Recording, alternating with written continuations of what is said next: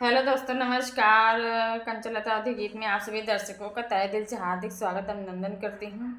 मैं आप सभी के बीच में एक हंसी मजाकिया चुटकुला गीत लेके आई हूँ। अगर मेरा वीडियो आप सबको अच्छा लगे तो प्लीज़ चैनल को सब्सक्राइब कीजिएगा, लाइक कीजिएगा, शेयर कीजिएगा और कमेंट करके ज़रूर बताइएगा कि हमारा वीडियो आप सबको कैसा लगा।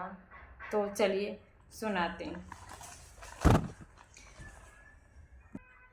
गाँवही के रहवैया हमार पिया, गाँवही के रहवैया हमार पिया, गाँवही के रहवैया हमार पिया, गैया के चरवैया हमार पिया, गैया के चरवैया हमार पिया।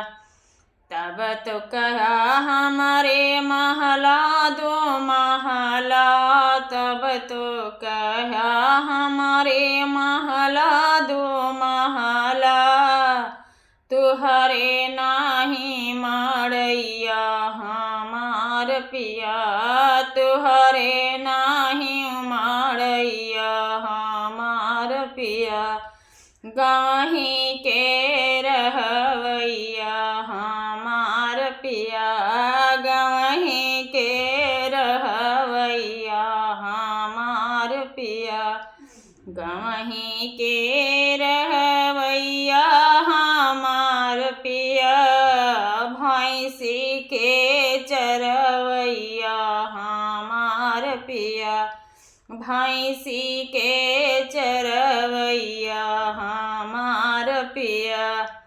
तब तक कहा हमारे बागा बगीचा, बाग बगीचा हो बागा बगीचा, तुहरे घनी बबू रहिया हमार पिया, तुहरे घनी बबू रहिया हमार पिया, गाँवही के रहवैया हमार पिया, गाँवही के रहवैया हमार पिया, गाँवही के रहवैया हमार पिया, भैंसी के चरवैया हमार पिया, भेड़िया के चरवैया हमार पिया, गाँवही के रहवैया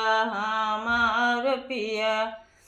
तब तक कहा हमारे ताराई नारा, तब तो कहा हमारे ताराई नारा, ताराई नारा हो ताराई नारा, पोखरी के नहावैया हमार पिया, गढ़ही के नहावैया हमार पिया, गाँवही के रहवैया हमार पिया, गाँवही के रहवैया हमार पिया, गाँवही के रहवैया हमार पिया, बकरी के चरवैया हमार पिया, बकरी के चरवैया हमार पिया।